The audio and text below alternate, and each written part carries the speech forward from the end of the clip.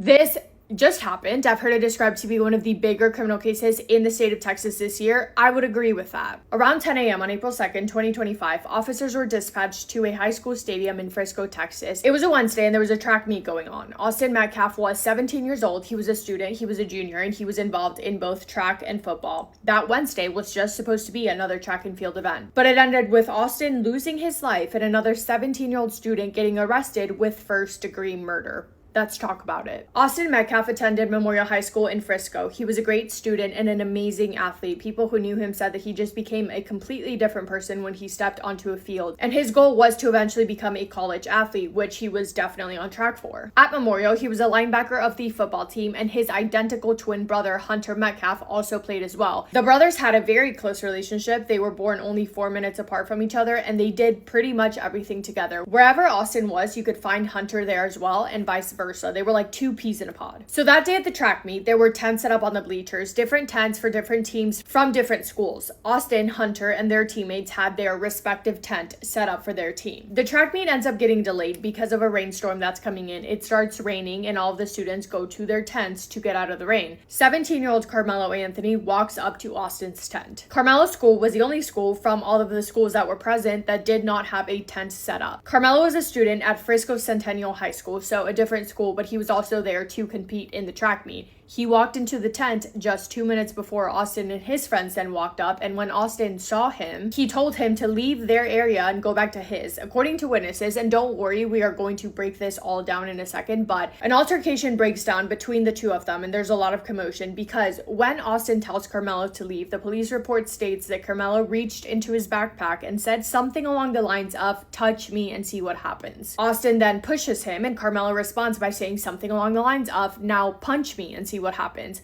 Austin puts his hands on him and Carmelo pulls out what has been described to be and he stabs Austin once in the chest with it. Then he runs down the bleachers and onto the field. Austin grabs his chest and he collapses, and then there's chaos when the 25 to 30 students start scattering around the bleachers. Everything that I just told you happened within a matter of 4.5 minutes. You can imagine how chaotic and scary and terrible it must have felt. When authorities arrived at the scene, some officers immediately went to where Austin was. Another one went to where Carmelo was. After he ran out and onto the field, he had ran towards one of his coaches. And life-saving measures to save Austin's life began immediately. They began performing CPR, and very soon after, they transported him to a hospital. But despite their best efforts, Austin Metcalf would not make it. His identical twin brother Hunter was holding him in his arms when he passed away at 10:53 a.m. Quote, "I put my hand on there, I grabbed his hand and I looked in his eyes. I just saw his soul leave and it took mine too." Very sad. It all happened very quickly, and losing Austin would affect so many people, not only his immediate family, but all the other people who knew him and loved him. 17-year-old Carmelo Anthony was then arrested and charged with first-degree murder. So let me tell you a little bit more about who Carmelo Anthony is. He was obviously a high school student, a good student. He had a 4.0 GPA. Like Austin, he also played football. He was on the track team at his school. He was actually voted captain of his football team by his teammates. He grew up in a loving household with both of his parents, and I think that he has a little sister as well. Some of his hobbies were playing chess and going camping. His goal was also to become a college athlete, and he was having conversations to make that happen.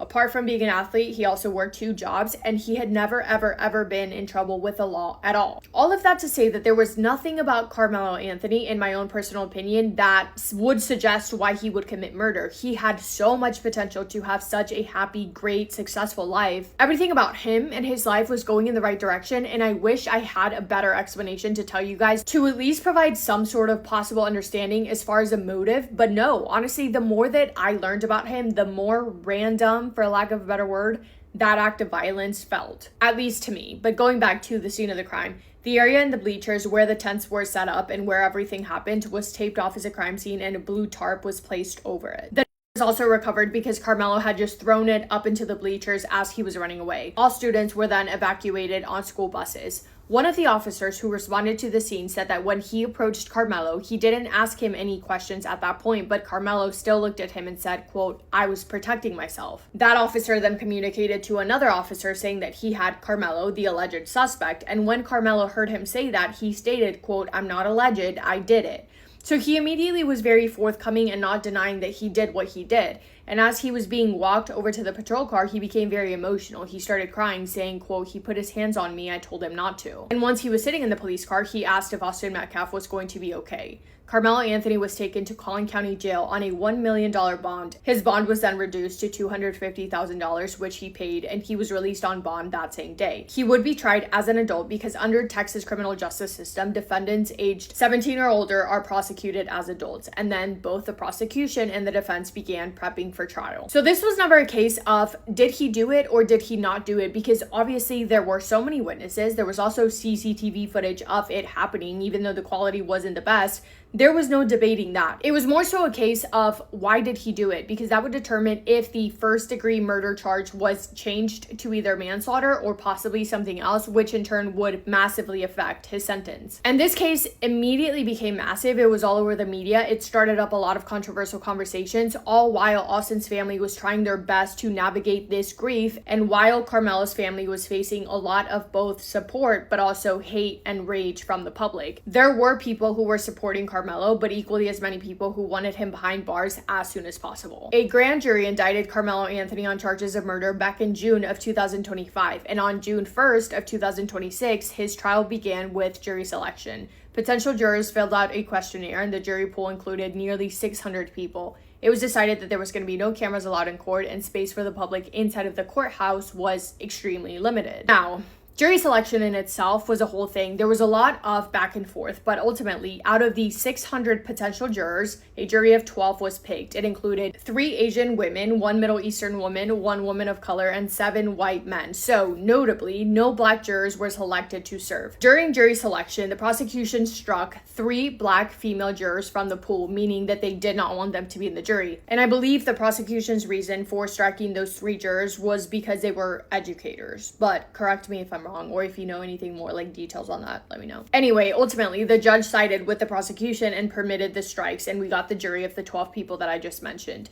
Now, let's get into what actually happened at trial. The trial took place at the Collin County Courthouse in McKinney, Texas. Carmelo was facing anywhere between 5 to 99 years if convicted of murder, which is a first-degree felony. However, jurors could have also found that he acted under sudden passion, which could have limited his sentence potentially down to 20 years. Reducing the charge to manslaughter was also in the conversation. So the difference between those two is that first-degree murder means that you planned and or intended to murder someone, while manslaughter means that a death happened without that intent, often in the heat of a moment or through reckless behavior. As far as sudden passion goes, that would mean that the murder happened in the heat of an intense emotional reaction like fear, anger, or terror, triggered immediately by the other person's actions rather than something planned or calculated. So that would apply if the defense argued that Austin was the person who provoked Carmelo, not the other way around. But the defense's argument was going to be claiming self-defense, which we're going to get into in a second. Jurors heard testimony over 4 days, and like I said, there were a ton of restrictions, such as no cameras inside of the courtroom. So everything that we know about this trial, we know from the people who were there and reported on it. The prosecution's argument was that this was premeditated, arguing that Carmelo Anthony had the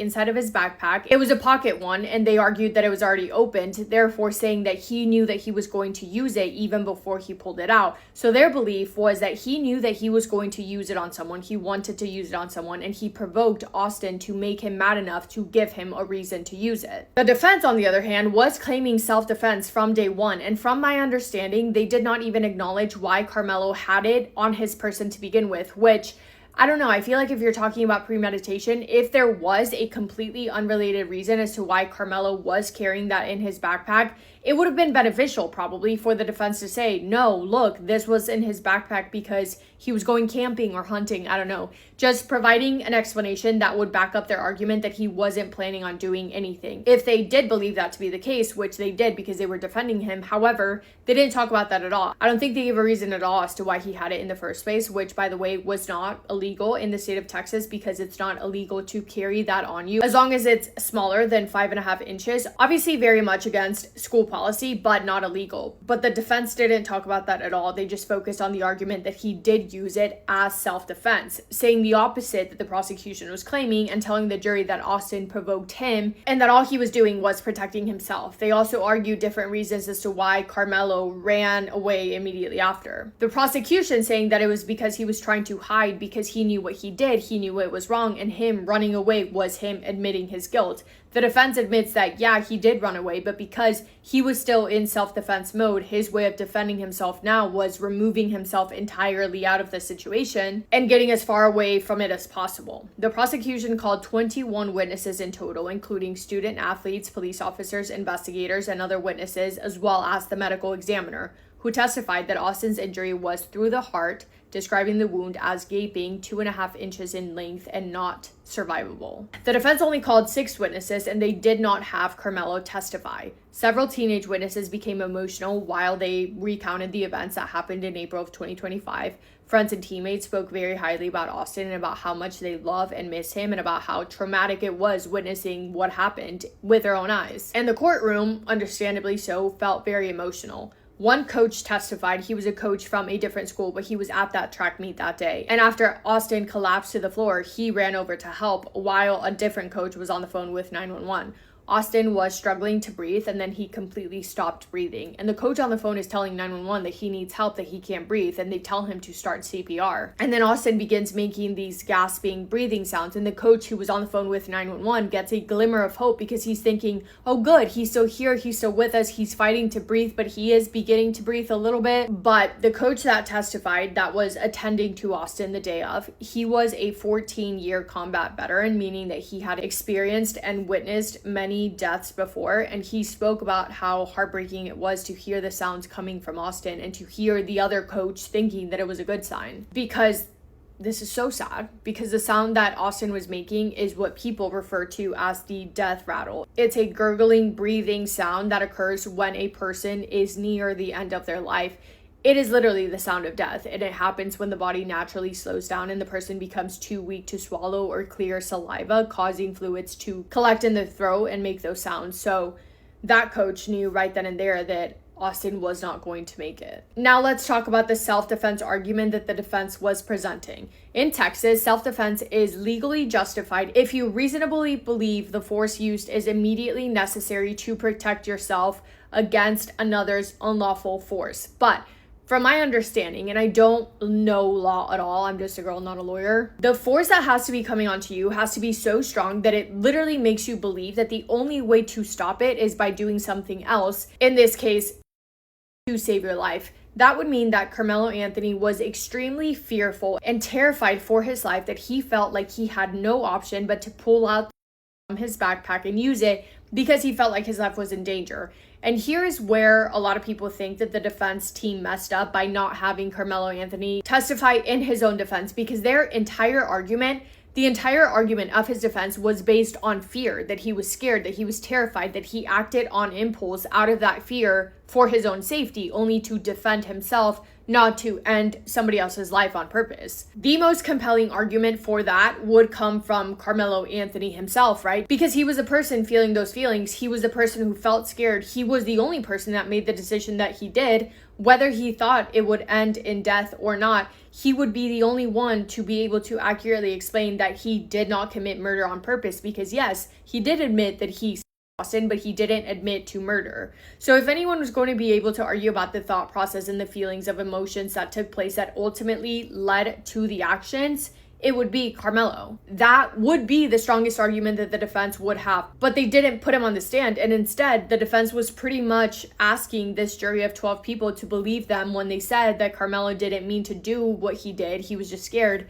and to please send him home and find him not guilty. But they didn't really offer any explanation for it, because the defense team, the lawyers, they were not the ones that experienced the fear themselves. Carmelo could have testified, and he could have attempted to explain to the jury why he needed to defend himself, because at that point, he had absolutely nothing else to lose. Does that make sense? I don't know, I just kind of went on a tangent. And there's so much more that we could talk about in this case, but this video is probably already way too long, so let's just get to the verdict.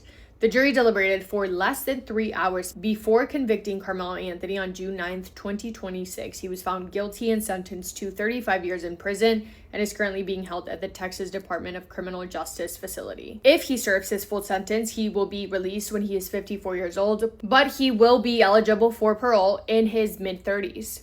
Following the sentencing, Austin's parents and his twin brother, Hunter, delivered emotional victim impact statements addressing Carmelo Anthony directly. Anthony's mother, Megan, described her son to be someone who, quote, always had a way of bringing people together. He was a peacemaker, end quote. This is another quote from her, quote, we will never know what our future could have been. For journalists, activists, this is a story. For our family, this is our reality. Our son was murdered. He didn't just die. Now my conversations with him are one-sided, sitting at his grave. I have to accept that instead of walking beside me, he's walking above me. Austin's father, Jeff, said his son's death destroyed the person that he used to be. Quote, people think grief is sadness. It is not. It is rage. This is another quote from him from when he was directly looking at Carmelo, quote, we were robbed. Don't look down. You failed your parents, you failed yourself, and you failed society. You do not belong in this community. You're going to prison. I forgave you the day it happened. I don't forgive what you did. You can't look me in the eyes, but you can see my effing son, end quote.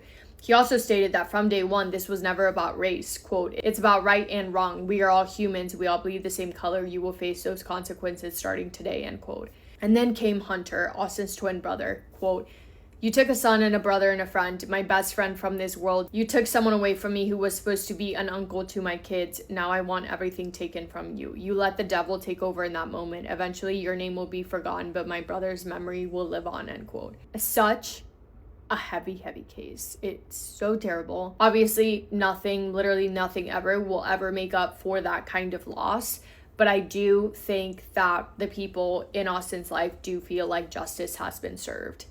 Heartbreaking, nonetheless. Yeah, that's it from me today. Thank you for spending time with me today and for listening to Austin's story. Hope you guys are having the best day. If not, go do something to make it the best day. Make somebody happy, and I will see you in my next video. Massive kiss on the forehead to every single one of you.